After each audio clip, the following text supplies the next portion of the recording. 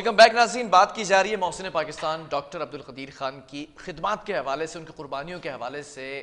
کوئی ایسی مثال نہیں ملتی جس طرح سے, اگر میں نے اپنے سٹارٹنگ انٹروڈکشن میں پہلے سیگمنٹ میں کہا کہ پاکستان کو بلا تسخیر بنا دیا, اور دشمن کی آنکھوں میں آنکھیں ڈال کر آج اگر ہم بات کرتے ہیں تو اس کی وجہ شاید بلکہ بلا شبہ ڈاکٹر عبدالقدیر خان کی وہ خدمات ہیں کہ ایٹمی صلاحیتوں سے اس ملک کو نوازا ہے. اسی پر بات کر لیتے ہیں. ہمارے ساتھ سینئر دفاعی تجزیہ کار لیفٹیننٹ جنرل ریٹائرڈ امجد شعیب صاحب ہیں. امجد صاحب بہت شکریہ, آپ نے پروگرام کے لیے وقت دیا. جاننا یہ چاہوں گا کیا کہیں گے ڈاکٹر عبدالقدیر خان کی خدمات کی حوالے سے؟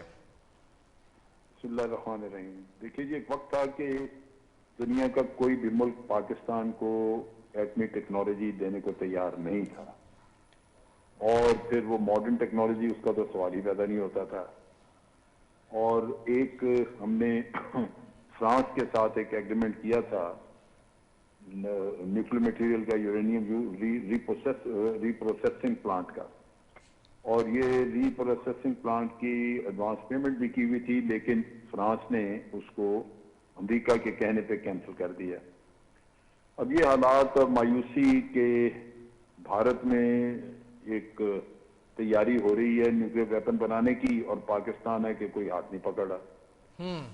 تو اس مایوسی کے عالم میں ڈاکٹر اے کیو خان نے اپنے آپ کو پیش کیا, جو کہ باہر ہالینڈ میں بڑے اچھے جاب پہ تھے اور ایک ماڈرن پلانٹ پہ کام کر رہے تھے. وہاں پہ وہ ایک اچھی زندگی گزار رہے تھے اپنی فیملی کے ساتھ, لیکن انہوں نے ترجیح دی کہ اپنے ملک کو اگر اس کا دفاع ناقابل تسخیر بنا دیا جائے تو وہ زندگی کا ایک مقصد ان کا پورا ہو جائے. تو اس کے لیے وہ پاکستان آئے اور پرائم منسٹر ذوالفقار علی بھٹو کو اپنی پلان بتائی. پھر انہوں نے ان کو کہا کہ جی ٹھیک ہے, آپ کام شام شروع کریں, اور پاکستان آرمی کے سپرویژن میں یہ پروجیکٹ آگے بڑھنا شروع ہوا. آپ یوں سمجھیے کہ جب دنیا میں ہر طرف آپ کے لیے مایوسی ہو, کوئی بھی آپ کا ہاتھ پکڑنے کو تیار نہ ہو, اور اچانک ایک شخص ایسا نکل آئے, تو اس وقت تو آپ کو وہ فرشتہ محسوس ہوتا ہے. لیکن جب پروجیکٹ مکمل ہو گیا تو کسی نے بڑا درست نام ان کو دیا, محسن پاکستان. جی, اسی کا ہے ایک, آپ کہہ لیجئے کہ ثمر جو آج ہم کھا رہے ہیں کہ بھارت کی بلیک میل میں ہم نہیں آئے, ورنہ جو اس قوم کا حال انہوں نے کرنا تھا.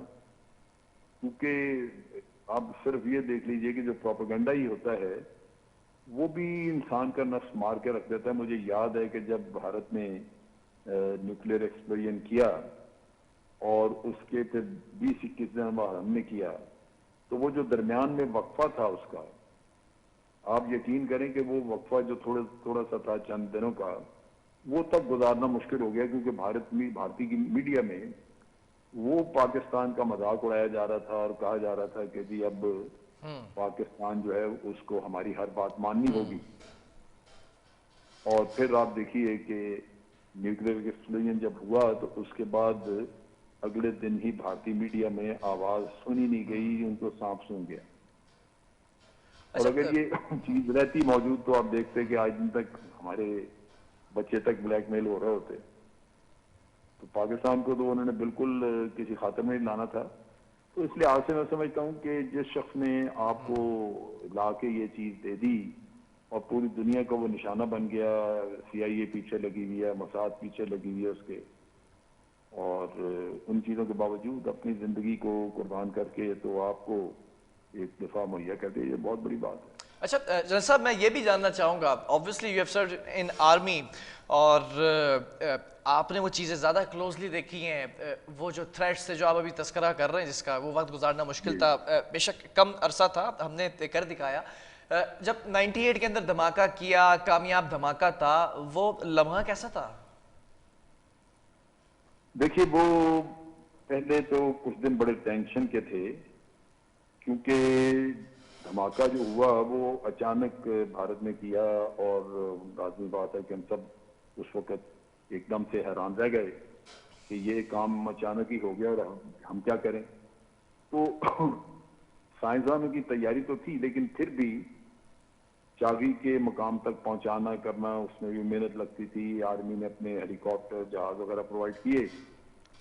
لیکن دوسرا مرحلہ تھا فیصلے کا. ایک طرف سے زمینی تیاری ہو رہی تھی، امریکہ دھمکیاں دے رہا تھا، ہمارے اپنے اندر اپنے صفوں میں پوری طرح اتفاق رائے نہیں تھا، بعض لوگ نہیں چاہتے تھے کہ یہ کیا جائے. تو وہ وقت میں سمجھتا ہوں کہ زیادہ تکلیف کا تھا، جس میں کہ انتظار بھی تھا اور ہم یہ سوچتے تھے کہ اگر یہ ایک اتفاق رائے سے یہ فیصلہ ہوا کہ ہم نے دھماکہ نہیں کرنا تو پھر تو اچھا بہت ہی یعنی کیپیبلٹی ہوتے ہوئے بھی ہم مارے جائیں گے. لیکن اس وقت جو نیشنل ڈیفنس یونیورسٹی کو اسٹڈی دی گئی ہوئی تھی، انہوں نے سارا اسٹڈی کر کے تو انہوں نے آپ کے اوپر ایک طرح کا آپ کہہ لیجیے کہ ایک فیصلہ تھوپ دیا. انہوں نے کہا جی نو اور نیور. انہوں نے کہا بڑے مسئلے آئیں گے آپ کو، یہ بھی ہوگا، وہ سب نپٹائے جائیں گے بعد میں، لیکن اگر دھماکہ آج آپ نے نہیں کیا اس دفعہ تو پھر آپ دوبارہ کبھی نہیں کر سکیں گے، اس لیے ہماری ریکمنڈیشن ہے کہ فوراً کریں. تو وہیں بیٹھے میرے سامنے یہ فیصلہ ہوا، ان کو انسٹرکشن دی کہ چلیں جی. تو وہ پھر سارے جا کے وہاں پہ دیکھا، نعرہ تکبیر بلند ہوا وہاں پہ. تو یہ جو کام ہوا اس سے قوم کا اعتماد بڑا بحال ہوا. اچھا ہم جنرل سب نے صاحب، اعتماد. میں اسی طرف آؤں گا. یہ ٹاپک تو بڑا ویسے بڑا کنٹروورشل بھی ہو سکتا ہے، لیکن آج ہم ان کو ٹریبیوٹ پیش کریں ڈاکٹر عبدالقدیر خان صاحب کو. ایک چیز ہے، ایک دل میں درد ہے، وہ اس سوال یہ ہے کہ کل کے دن جب ان کو اسٹیٹ فیونرل دیا گیا اور پھر اس کے بعد سپرد خاک کیا گیا، کیا سمجھتے ہیں جو ہائی کمانڈ ہے، اعلیٰ قیادت ہے، اس کو بھی شامل ہونا چاہیے تھا محسن پاکستان کے اس تدفین کے موقع پر؟ بالکل. اگر دیکھیں کوئی ان کی اپنی مجبوری ہو کچھ ہو وہ میں تو نہیں جانتا، لیکن ایک چیز میں سمجھتا ہوں کہ ایسے موقع پہ اگر پرائم منسٹر یا پریزیڈنٹ موجود ہوں تو ایک میسج دنیا کو بھی جاتا ہے اور پھر آپ کی آئندہ آنے والی نسلوں کو سمجھ لگتی ہے کہ ہم اپنے ہیروز کی قدر کرتے ہیں ہائیسٹ لیول پہ. اور ہم اگر کل کو بھی کوئی ملک کے لیے خدمت کرے تو اس کو بھی اسی طرح کے اعزازات حاصل ہوں گے. تو ڈاکٹر صاحب کی ویسے تو بہت عزت تھی، ہر بچہ بچہ اس ملک کا عزت کرتا تھا، لیکن یہ کہ حکومتی سطح پہ تھوڑا میں سمجھتا ہوں کہ کوئی بہت اچھا ہم نے مظاہرہ نہیں دیکھا. بہتر ہوتا ہے کہ تھوڑا بڑھ چڑھ کے پرائم منسٹر وغیرہ حصہ لیتے یا پریزیڈنٹ ہوتے، وہ زیادہ بہتر ہو جاتا. اچھا، محسن پاکستان کا جذبہ اگر ہم دیکھیں تو اچھی بھلی جاب، اچھے بھلے پیسے مل رہے ہوں گے، بیرون ملک سے واپس آتے ہیں اور خود خواہش کا اظہار کرتے ہیں. خواہش یہ تھی کہ خط لکھتے ہیں بھٹو صاحب کو اور کہتے ہیں کہ میں یہاں پر جو ہے وہ خدمات سر انجام کرنا چاہتا ہوں، اور کر کے دکھایا.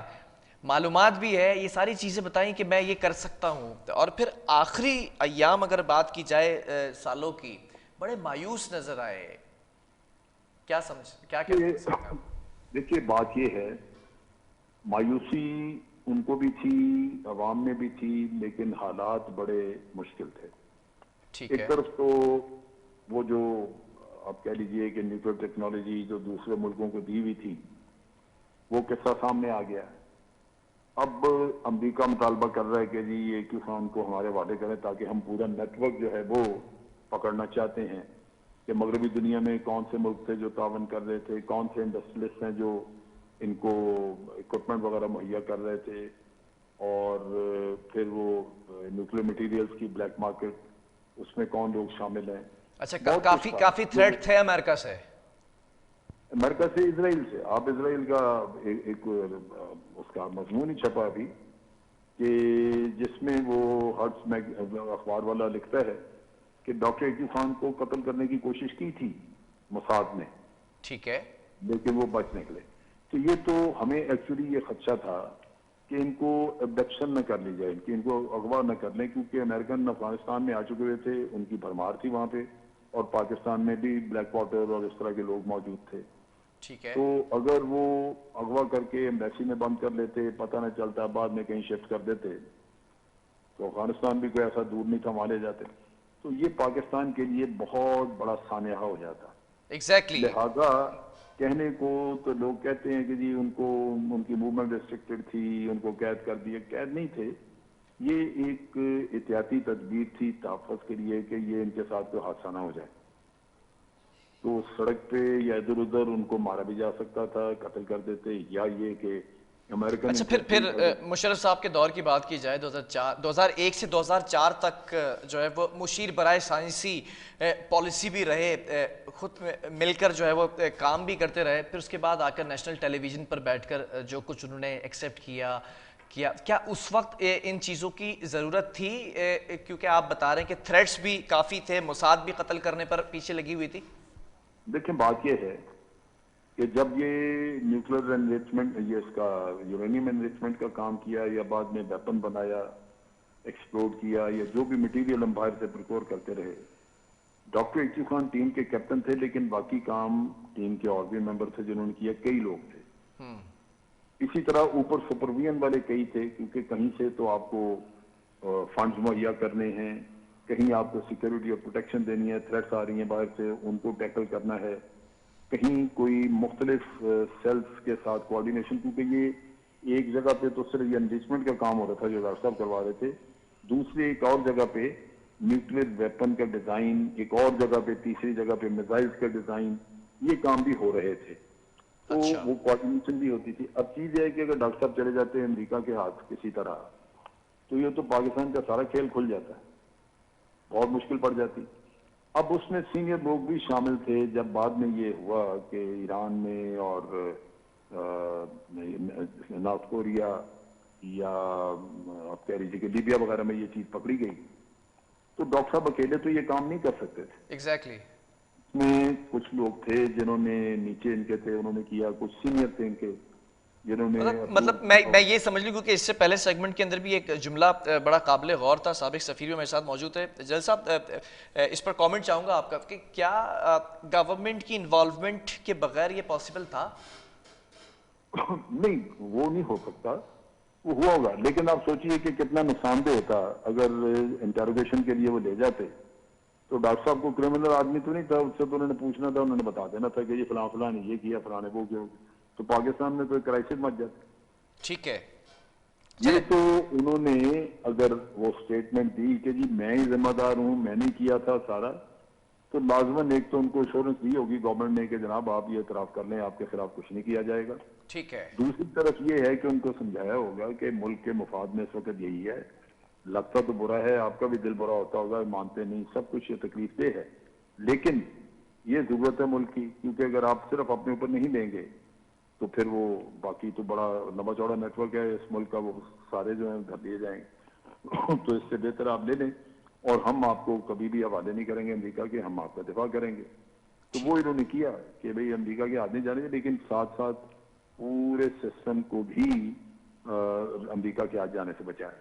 ٹھیک ہے. بہرحال بہت شکریہ لیفٹیننٹ جنرل ریٹائرڈ امجد شعیب صاحب ہمارے ساتھ موجود تھے. بہت ساری چیزیں وقفہ لیں گے, اس کے بعد اس کو مزید کنٹینیو کریں گے.